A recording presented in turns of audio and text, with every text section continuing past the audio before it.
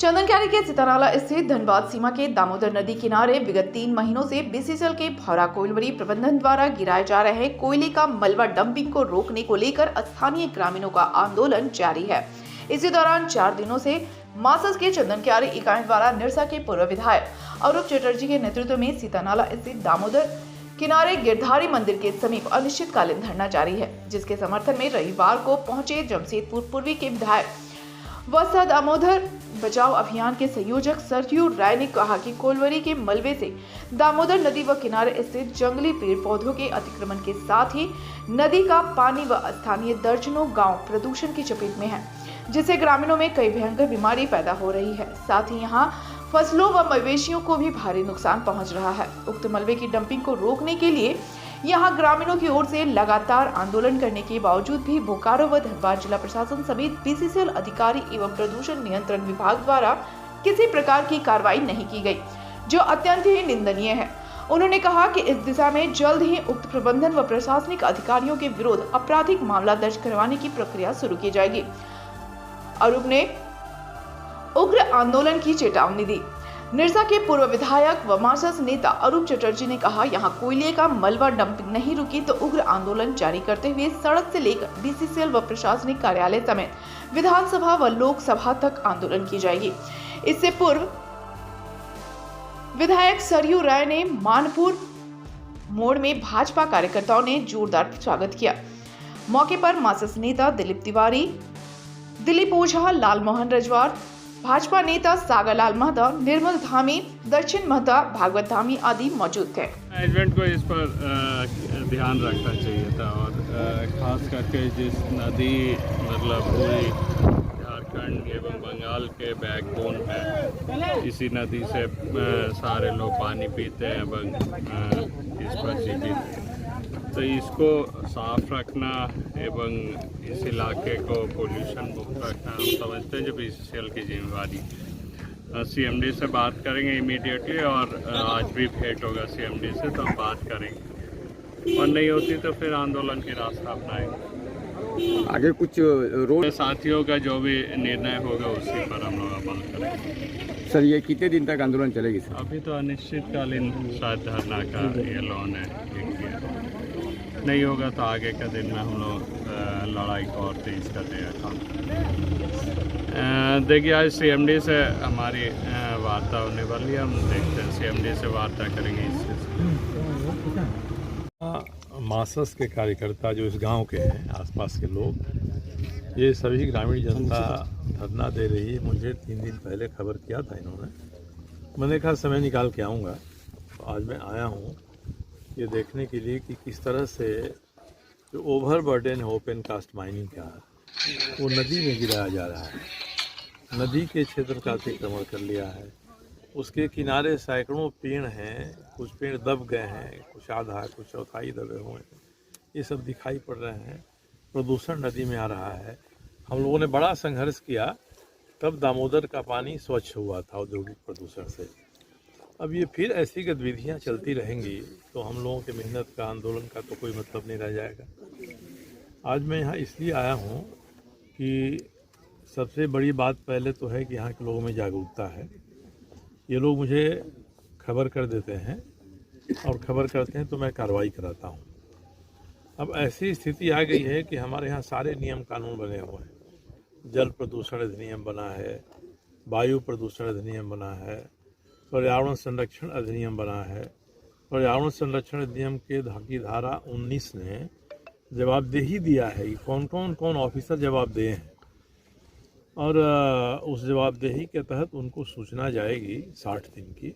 60 दिन उनको कार्रवाई करना है, और नहीं कार्रवाई करेंगे तो हम आप कोई भी उनके ऊपर लोअर कोर्ट में मुकदमा, आपराधिक मुकदमा दायर कर सकते हैं। एक तो ये है। दूसरा है कि एनजीटी नाम की संस्था बनी है, सुप्रीम कोर्ट के बराबर का पावर है। तो कोई आप लोग तैयार होंगे तो हम लोग बात करेंगे, एनजीटी में इस मामले को दाखिल कराएंगे। जितने लोग हैं, चाहे बीसीसीएल सीसीएल के हों या आउटसोर्सिंग ठेकेदार हो या यहाँ के डिस्ट्रिक्ट मजिस्ट्रेट हों, डीसी हों, एसडीओ हों, पोल्यूशन कंट्रोल बोर्ड के लोग हों, ये सब के सब लोग जिम्मेदार ठहराए जाएंगे इसके लिए, क्योंकि उनके देखते में ये सब हो रहा है, उनका काम रोकना है, ग्रामीणों का काम रोकना नहीं है। 86 में सुप्रीम कोर्ट के आदेश पर भारत की संसद ने कानून बनाया, पर्यावरण संरक्षण अधिनियम, साफ साफ उसमें जाहिर किया गया है, मगर कोई करता नहीं है। हम लोगों ने डीसी को जिले के पर्यावरण समिति का अध्यक्ष बनवाया था, और अध्यक्ष होंगे, सबसे सीनियर डीएफओ हो उसका सचिव होगा, और जितने विभाग सरकार के प्रदूषण करने वाले हैं उनके लोग सदस्य होंगे। हर महीने में एक बार उनकी मीटिंग होनी है। अब ऐसे लोगों के कान में बात नहीं जाती है, हल्ला करने के बाद भी, ये तो साफ दिखाई पड़ना चाहिए। तो मैं तो बात करूंगा आप लोगों से बैठकर कि एक दो नहीं दर्जनों आदमी एक पिटीशन किसी वकील से हम लोग बनवा लेते हैं पर्यावरण संरक्षण अधिनियम की धारा 19 के तहत, और हम सबको देते हैं। राज्य प्रदूषण नियंत्रण बोर्ड है, केंद्र प्रदूषण नियंत्रण बोर्ड है, डीसी हैं, एसडीओ हैं, ये सबकी जिम्मेदारी है। और कानून कहता है कि 60 दिन का नोटिस दीजिए। 60 दिन में ये कार्रवाई नहीं करेंगे तो इनके खिलाफ आपराधिक मुकदमा चलाया जाएगा। सर, शासन और प्रशासन एक साधे हैं, तभी तो हम लोग बात कर रहे हैं कि हम लोगों को कानून के धारा के अनुसार अपना काम करना पड़ेगा।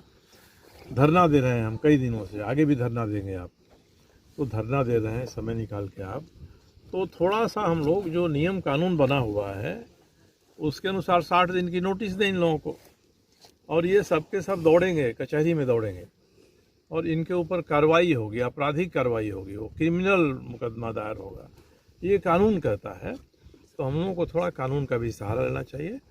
दूसरा कि आप कोई पिटीशन तैयार करेंगे तो नेशनल ग्रीन ट्रिब्यूनल बना हुआ है, सुप्रीम कोर्ट ने बनाया है, उसका पावर सुप्रीम कोर्ट का पावर है।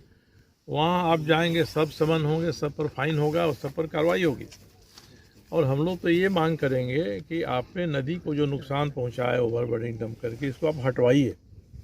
नदी का वह किनारा उतना खाली होना चाहिए।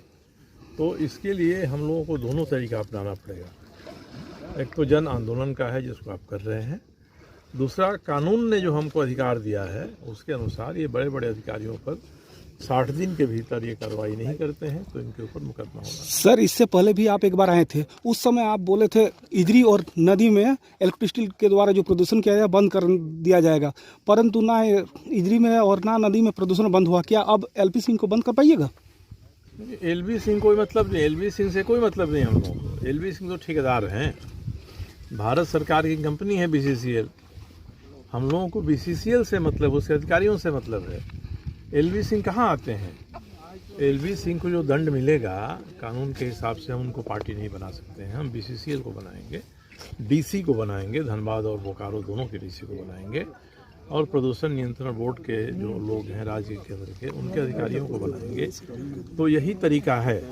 अगर हम धरना दे रहे हैं, या तो हमारा धरना आंदोलन इतना मजबूत हो जाए कि जिला ठप हो जाए, या ये बात जो सरकारी तंत्र है उसको हम कटघरे में खड़ा करें ताकि आगे इनकी हिम्मत ना हो। इजरी नदी में मैं गया था, मैं इलेक्ट्रिसिटी के पीछे भी गया था। उस गांव में जो लोग थे उन्हीं के बीच में 2 ग्रुप हो गया, और हम लोगों की जाने की सूचना मिली तो 2 दिन से कुछ भी गिराना। दामोदर बचाव के एक प्रकार प्रदूषण औद्योगिक प्रदूषण था। 2004 में जब उन्होंने शुरू किया तब आपको खलारी से लेके और धनबाद तक दामोदर नदी में छाई ही बहता था। आपके तेलमचो ब्रिज के नीचे गांव वाले कोयला चुनने के लिए झुंड के झुंड खड़ा रहते थे कि जो कुलवासियों का कोयला है वो आ रहा है। तो इतने दिन में औद्योगिक प्रदूषण 95% नदी का ख़त्म हो गया। अब नदी के पानी का लोग उपयोग कर रहे हैं, मगर ऐसे ऐसे कई लोग बीच बीच में आ जाएंगे, कहीं ना कहीं नदी को गंदा करेंगे।